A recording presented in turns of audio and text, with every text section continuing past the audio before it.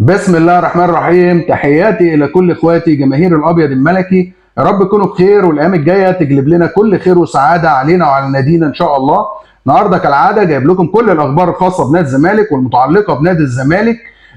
اخبار تخص الصفقات، اخبار تخص الازمات اللي في نادي الزمالك. فعلا ان شاء الله هل الامور ماشيه بشكل كويس وان احنا هنحل الازمات دي. هنخش البطوله العربيه بايه اللعيبه اللي موجوده. كل الاخبار المتعلقه ان شاء الله حلقه دسمه وهتعجب حضراتكم. بعتذر لكم ان انا الفتره اللي فاتت مش متواجد معاكم بشكل يومي.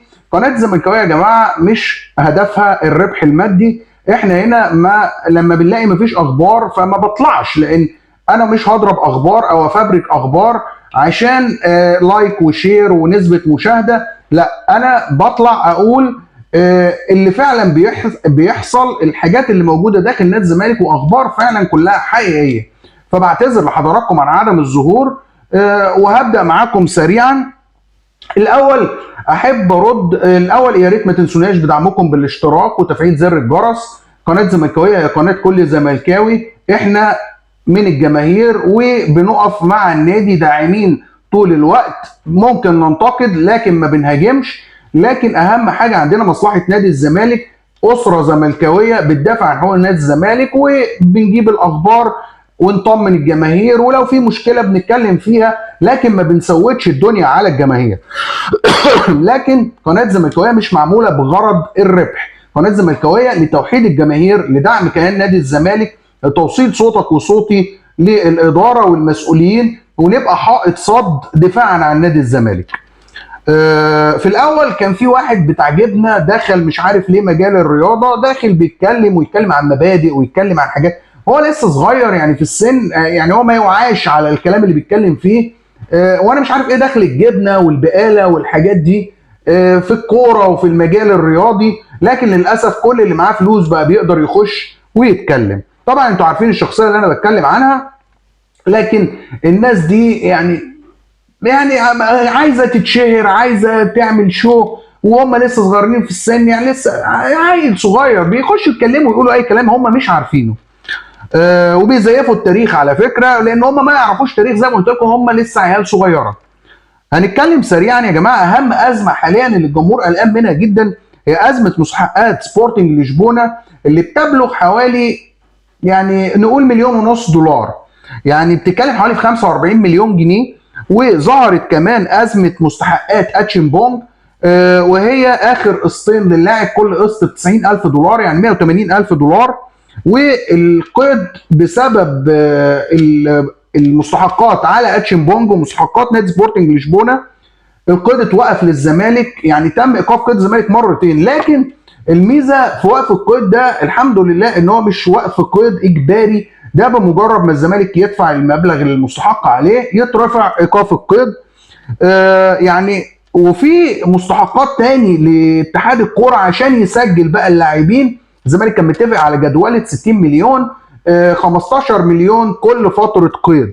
يعني احنا بنتكلم في $1.5 مليون مستحقات سبورتنج لشبونه، $180,000 مستحقات متاخره للاعب اتشيمبونج، و15 مليون القسط الاول في الجدوله لاتحاد الكوره. يعني احنا بنتكلم حوالي في 66 مليون جنيه مطلوب دفعهم من نادي الزمالك عشان يقدر يأيد صفقات جديده. طيب نادي الزمالك قريبا ان شاء الله، او خلاص هو في التاتش الاخير كان بيجهز مستحقات سبورتنج لشبونه. وطبعا امبارح ظهرت ازمه اتشيمبونج. يعني احنا نادي الزمالك بقى مطالب كمان ان هو يزود على $1.5 مليون، $180,000 تانيين ان شاء الله. اللي انا اعرفه اخبار من جوه نادي الزمالك، وزي ما قلت لكم دي علاقه الحمد لله الواحد. احنا العيله كلها اعضاء في نادي الزمالك وعلاقتنا قويه الحمد لله بمسؤولين مهمين. وبقدر اقول لكم ان شاء الله الزمالك في طريقه لدفع الغرامات دي، وكمان هيسدد لاتحاد الكوره ال 15 مليون اول قسط في الجدوله. ان شاء الله بوعدكم الاخبار كلها اللي جايه ان الزمالك فعلا في طريقه لسداد غرامه سبورتنج لشبونه. وبعد ظهور غرامه اتشيمبونج ان شاء الله هتسدد هي كمان $180,000، مبلغ مش كبير بالنسبه لنادي الزمالك ان شاء الله حتى في ظل ازماته دي. ان شاء الله ان شاء الله يا جماعه هتتحل. بس عايز اقول لكم ان مفيش يعني بنسبه 90% او اكتر مفيش لاعبين هيجوا مع الزمالك او هيبقوا مع الزمالك في البطوله العربيه غير ممكن المعارين. المعارين يا جماعه اللي خلاص هيخشوا وممكن يشاركوا كمان ان شاء الله في البطوله العربيه مع الزمالك هم محمود علاء، حمدي علاء، يوسف ابراهيم اوباما. دول الثلاثه اللي بنسبه كبيره جدا ممكن نشوفهم بيشاركوا مع نادي الزمالك.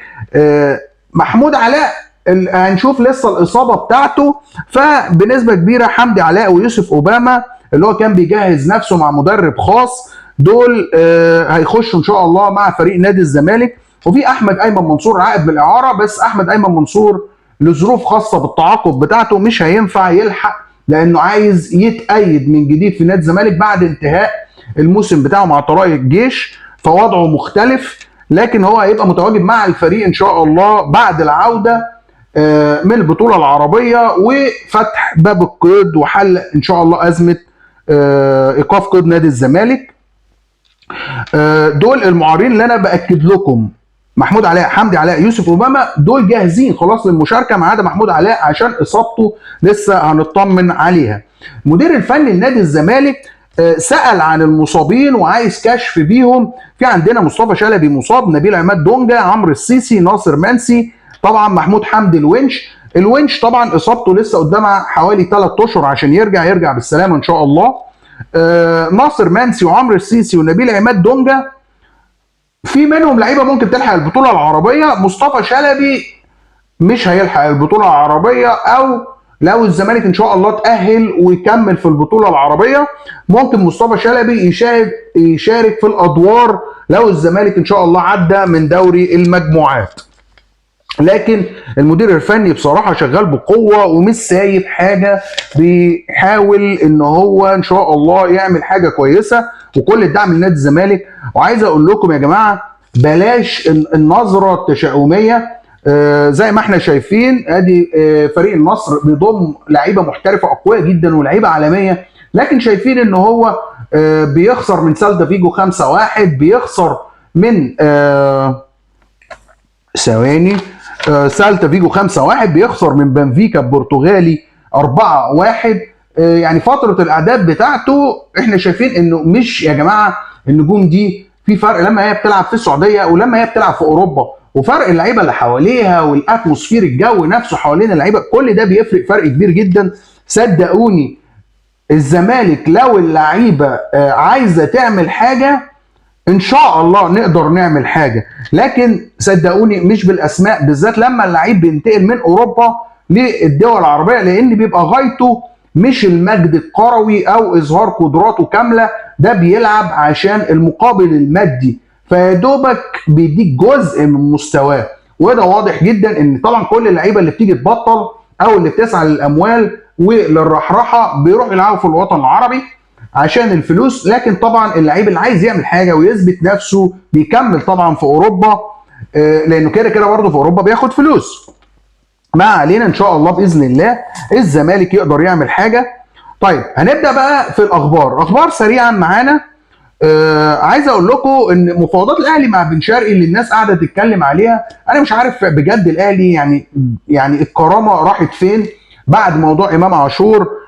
يعني بن شرقي دي تقريبا رابع او خامس مره يحاولوا يفاوضوه، اللعيب كل مره بيرفضهم وبيقعد يطلب طلبات تعجيزيه. وبرده الاهلي الظاهر ان ادارته بتحب التحفيل، يعني بتمشي ورا الجمهور وعايزه تقعد تحفل وتعمل ان هي عملت بونت او كسبت بونت على حق نادي الزمالك، فرايحين برده لبن شرقي بيفاوضوه وسمعنا ان اخوه جاي والكلام ده. لكن انا عايز اقول لكم ان بن شرقي لو جه ممكن يجي على بيراميدز في حاله ان الزمالك مش هيقدر، لو الزمالك ما قدرش يتعاقد معاه.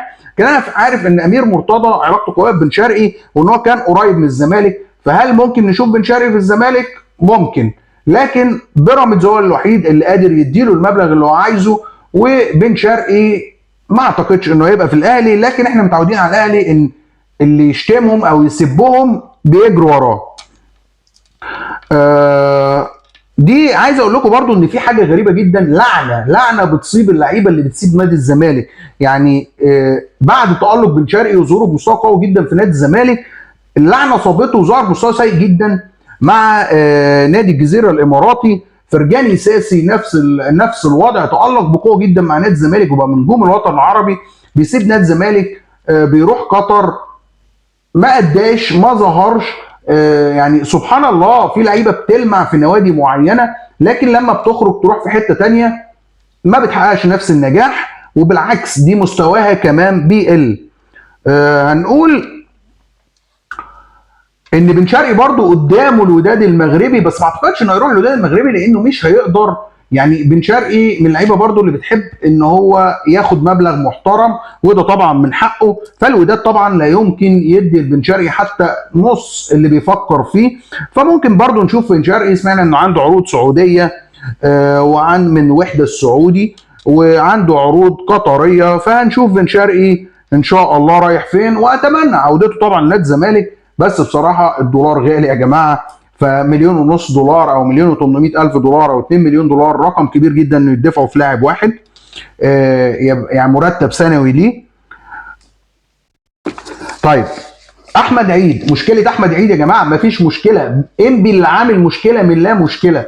اولا مفيش حاجه اسمها في عقد بنيه البيع ان موقف اللاعب يبقى ثابت، لا، النادي اللي موقفه ثابت. يعني لو احمد عيد عايز يكمل في انبي بناء على بند حقيقه الشراء، فهو يكمل في انبي. لكن اللاعب لو رفض ان هو يمضي النادي انبي ويكمل مع انبي، فمفيش حاجه اسمها ان العقد بنيه الشراء ده معناه ان اللاعب موافق ضمنيا وان هو هيكمل معاك، حتى لو اللاعب اداك كلمه شرف او الكلام ده، او حتى لو اداك حتى يعني ورقه برغبه او اي حاجه، مفيش حاجه اسمها كده. اللاعب ما دام ما وقعش، انا بكلمكم دلوقتي بناء على ان انا محامي وفاهم في القوانين برضو الرياضيه، بقول لكم مفيش حاجه اسمها ان اللاعب اللي انت واخده اعاره بنيه الشراء ان هو كده موافق ان هو يكمل معاك، لا، لازم يمضي معاك عقد جديد، ماشي، ويبقى عقد بقى مش اعاره بنيه الشراء، لا، ده عقد خلاص ان هو بقى لعيب عندك وانت اللي تملك العقد بتاعه، فمفيش مشكله اساسا. النهارده خارج علينا استاذ ايمن الشريعي رئيس نادي انبي وبيقول ان احمد عيد وهو مش لعيب محترف وما التزمش بوعده معايا وكلامه معايا، وان هو جاله عقد في البرتغال وهو في انبي واحنا ما رضيناش نمشيه. حضرتك تمشيه ازاي اساسا؟ وبيقول ان هو لعيب مش محترف وعشان كده احنا ما رضيناش نوافق على العرض البرتغالي. برتغالي ايه يا فندم؟ انت واخده بنيه الاعاره، انت كده كده ما تقدرش تبيعه ولا حتى تعيره. يعني انت تعيره ده في اخر 6 اشهر، يعني ده لو مسموح ان هو في اخر 6 اشهر ممكن تطلعه اعاره 6 اشهر اللي هي المده اللي في عقده بالنسبه لك انت، لكن انت ما تقدرش تبيعه. اللاعب اساسا عقده معاك عقد اعاره، ومفيش حاجه اسمها ان الاعاره دي بنيه الشراء ملزمه للاعب ان هو يكمل معاك، فدي مشكله بدون مشكله. اللاعب بدام مش ماضي معاك عقد فهو مش ملكك يا فندم، فمفيش مشكله في موضوع احمد عيد يا جماعه. احمد عيد الزمالك عايزه يبقى خلاص موجود في الزمالك، لان اللاعب مش ماضي مع انبي عقد يقدر يروح يسجله.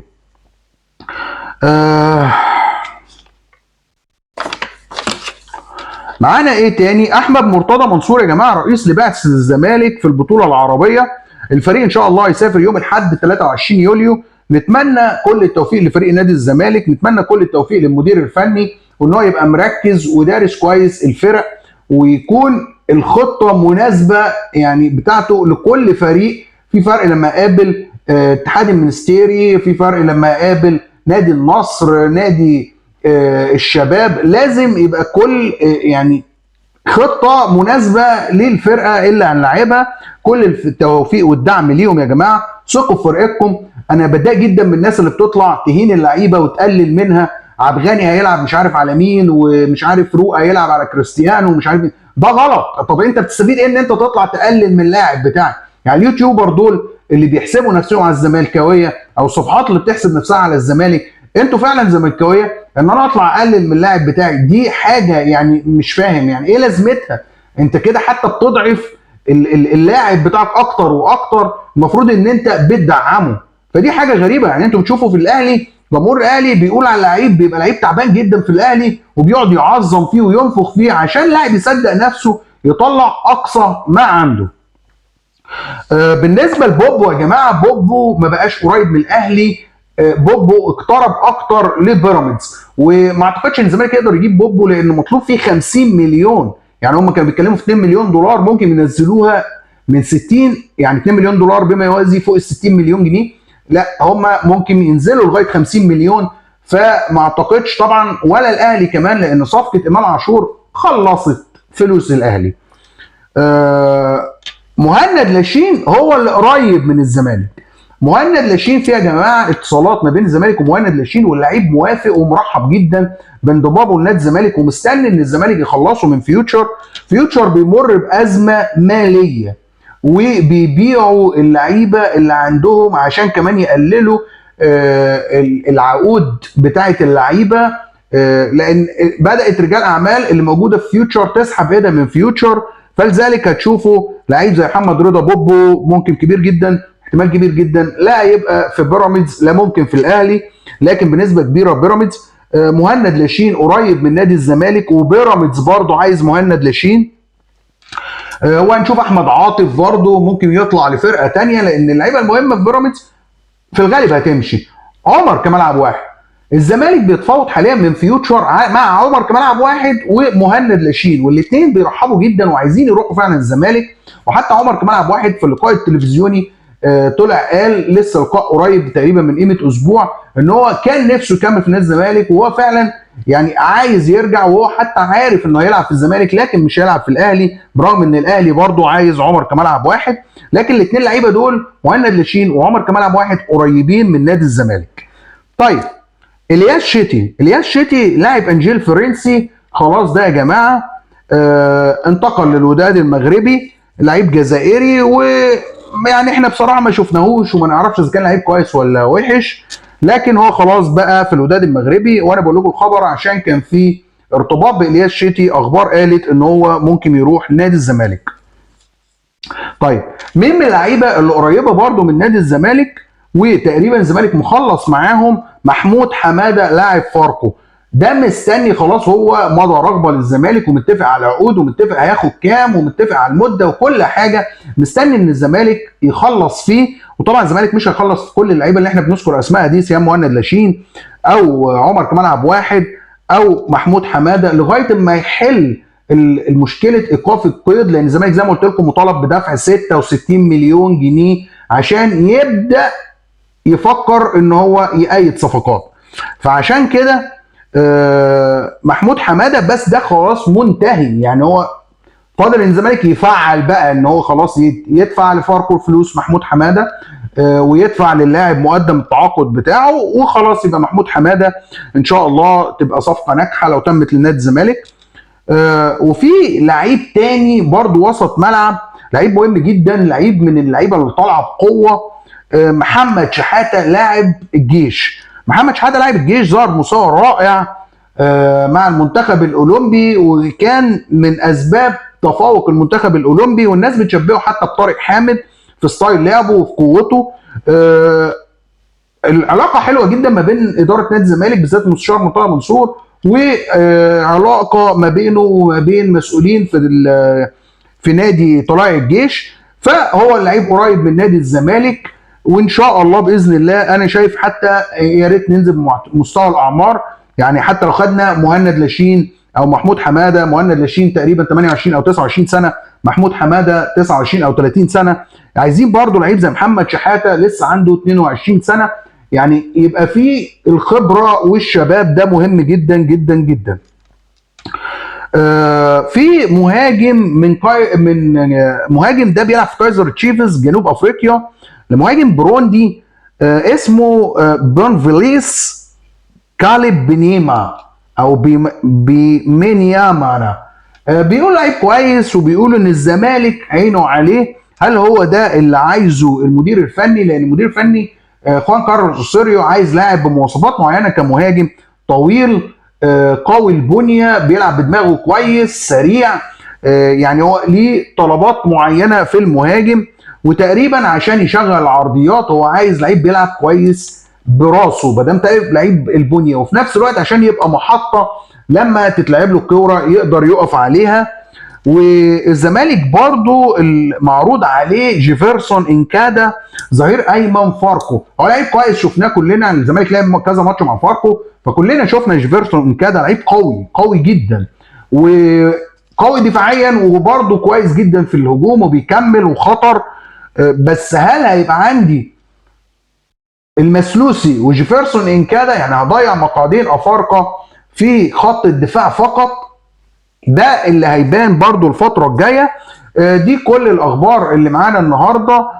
يا رب تكون الحلقة عجبتكم. ما تمشوش ورا الإشاعات، دعموا ناديكوا، اقفوا مع ناديكوا، ما ينفعش نسخر من اللعيبة، دعموا اللعيبة قبل البطولة العربية وادوهم انتوا الثقة، ادوهم القوة ان هم يظهروا بمظهر كويس. كل التوفيق ان شاء الله والدعم لنادي الزمالك، واشوف على حضراتكم بخير، وما تنسوناش بدعمكم باللايك والشير والاشتراك في القناة. والسلام عليكم ورحمة الله وبركاته.